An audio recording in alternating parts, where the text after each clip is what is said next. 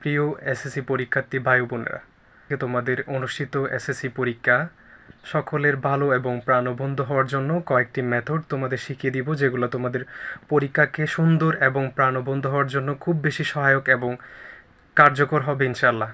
যেই পদ্ধতিগুলো আমি অনুসরণ করি এবং রিসার্চেও খুব বেশি ভূমিকা রাখে। এই পদ্ধতির মাঝে তোমরা যখন পরীক্ষা দিবা 4টি মেথড অ্যাপ্লাই করবা। তার ভিতরে হচ্ছে আমরা যদি ডিফাইন করি ABCD, এই 4টা মেথড তুমি যদি অ্যাপ্লাই করে পরীক্ষা দিতে পারো, তোমার পরীক্ষাটা খুব বেশি প্রাণবন্ত হবে।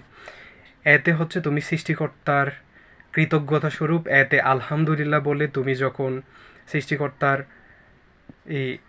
সৃষ্টিকর্তার তুমি সান্নিধ্য পেতে চাও, তুমি আলহামদুলিল্লাহ বলে তুমি শুরু করবা।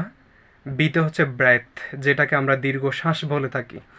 আমাদের যখন শ্বাস প্রশ্বাসটা দীর্ঘ শ্বাসটা যখন খুব ক্লিয়ার থাকে, তখন আমাদের একটা আলাদা কনফিডেন্স তৈরি হয়, তখন আমরা খুব বেশি উৎফুল্লভাবে কাজগুলো করতে সক্ষম হই এবং সিদ্ধান্ত নিতে পারি।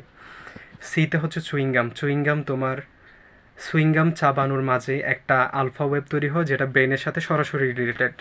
হাস্যকর হলেও বিজ্ঞানসম্মত উপায়ে এই চুইংগাম যখন আমরা চাবাই, তখন এই চুইংগাম থেকে আমরা একটা আলফা ওয়েভ পাই, যেটা ব্রেনকে খুব বেশি সার্ভ করে।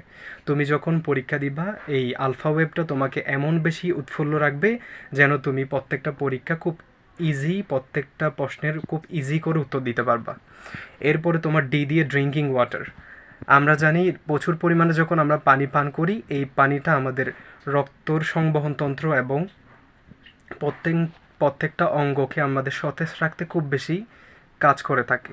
তুমি যখন আনসার করবা, পুরা প্রশ্নটাকে একবার ভালো করে পড়ে সবচেয়ে ভালো যে টপিকটা তুমি সবচেয়ে ভালো এবং ক্লিয়ারলি পারো, যেটাকে আমরা বেস্ট বলে থাকি, ওই বেস্ট ওয়ের প্রশ্নগুলো তুমি আগে করবা। তোমার যদি 7টা সৃজনশীল লিখতে হয়, তুমি ধরো 3টা প্রশ্ন খুব বেশি ভালো পারো, ওই 3টা তুমি আরামসে লিখে ফেলবা। টাইম ম্যানেজমেন্টের বিষয়টা তোমার খুব বেশি ক্লিয়ার এবং সচেতন থাকতে হবে।